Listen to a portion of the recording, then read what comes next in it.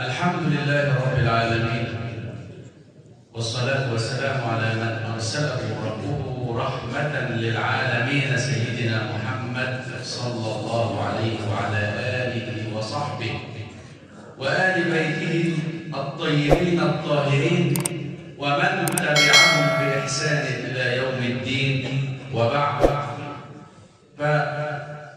فيطيب الكلام ويحلو إذا كان الكلام عن رسول الله صلى الله عليه وسلم، ونريد ألا نخرج عن هذا المجال ولا نبتعد عنه طرفة عين، فلقاؤنا بحبيبنا محمد صلى الله عليه وسلم لا تمله القلوب أبدا، وخصوصا إذا كانت هذه القلوب عامرة بحب رسول الله صلى الله عليه وسلم.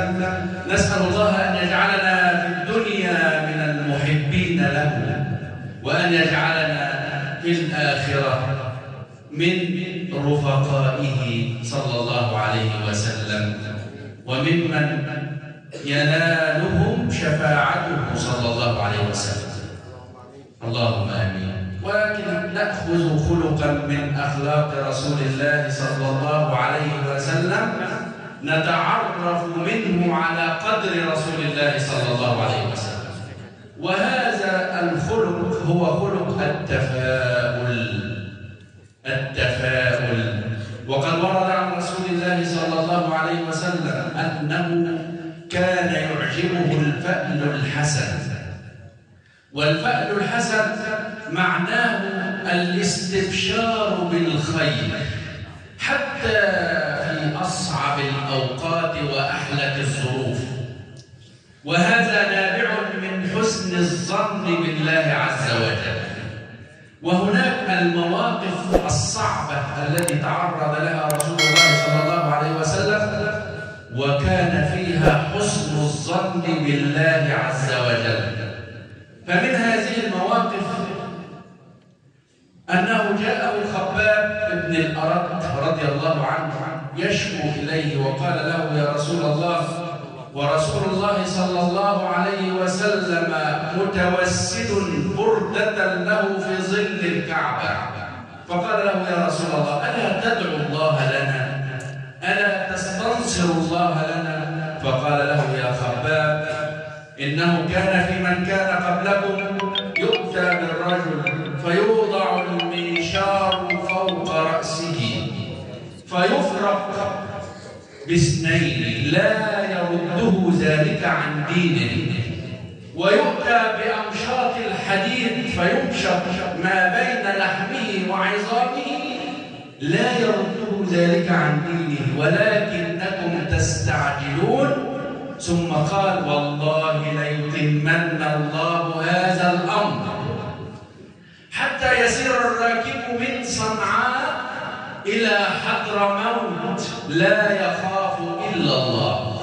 في أي وقت قال النبي صلى الله عليه وسلم هذا؟ في الوقت الذي اشتد عليه وعلى أصحابه إيذاء المشركين له، وقت عصيب، ومع ذلك يأتي بالتفاؤل وحسن الظن بالله. أنتم تظنون أن الإسلام سوف ينتهي أمره عند هذه النقطة، وأنا أقول لكم إن الإسلام سيبلغ ما بلغ الليل والنهار، حتى لا يبقى في الأرض بقعة أو رقعة إلا ويسمع فيها لا إله إلا الله محمد رسول الله.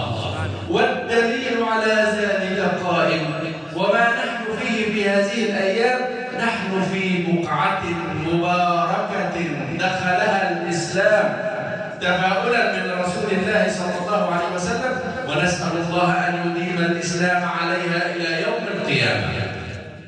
وموقف أصعب من هذا وهو موقف الغار، حينما التف الناس والمشركون حول رسول الله صلى الله عليه وسلم، ونظر أبو بكر وقال: يا رسول الله، لو نظر أحدهم تحت قدميه لرآنا. فماذا قال النبي النبي صلى الله عليه وسلم: يا أبا بكر ما ظنك باثنين الله ثالثهما.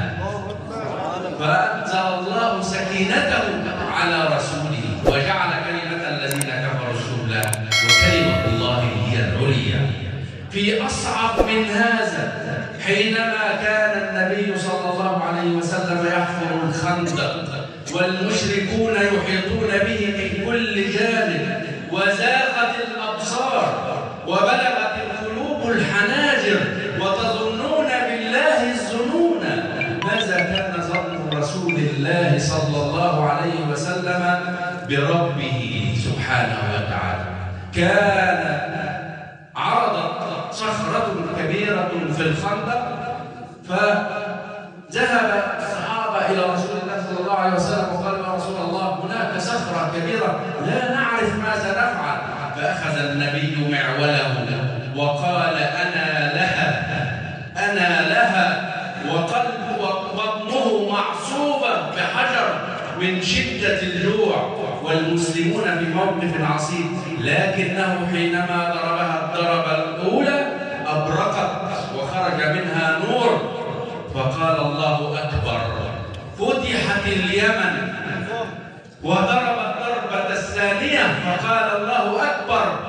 فتحت ملك كسرى وضرب الضربة الثالثة وقال: الله أكبر. فتح ملك قيصر. قال النبي صلى الله عليه وسلم ذلك الأمر وهم في شدة الضيق والحال. ومن هنا نتعلم من رسول الله صلى الله عليه وسلم الأمل والتفاؤل، ليس هناك تشاؤم.